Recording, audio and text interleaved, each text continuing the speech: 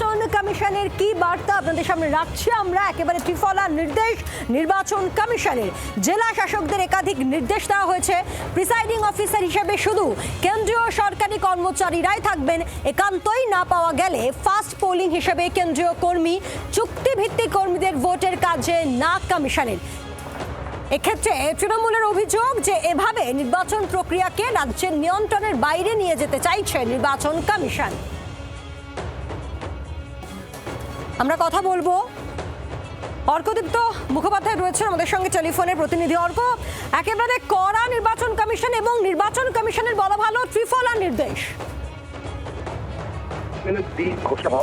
একের পর কঠোর পদক্ষেপ নিচ্ছে কমিশন, একের পর এক অর্ডার পাস করছে, যেটা অনেককেই অবাক করছে এবং আরো একবার কিন্তু সেই পথেই হেঁটেছে কমিশন। সমস্ত জেলা শাসককে এই নির্দেশ দেওয়া হয়েছে যে প্রিসাইডিং অফিসার যারা থাকবেন তাদেরকে সরকারি কর্মী, কেন্দ্রীয় সরকারি কর্মী হতে হবে বা পিএসইউর কোনো কর্মী হতে হবে, আধিকারিক হতে হবে।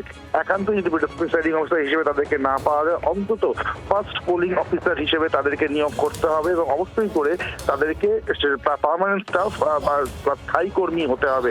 কোন রকম অস্থায়ী কর্মীকে এই পদে নিয়োগ করা যাবে না, অর্থাৎ প্রিসাইডিং অফিসার বা ফার্স্ট পোলিং অফিসার হিসেবে কোনো অস্থায়ী কর্মীকে নিয়োগ করা যাবে না। কেন্দ্রীয় সরকারি কর্মী বা পিএসইউর কোনো কর্মীকে নিয়োগ করতে হবে। তবে যদি এই নির্দেশ যদি অমান্য করা হয় তাহলে সংশ্লিষ্ট জেলা শাসকের উপরে কিন্তু যাবতীয় দায়ভার বর্তাবে এবং কমিশন কিন্তু পদক্ষেপও নিতে পারে।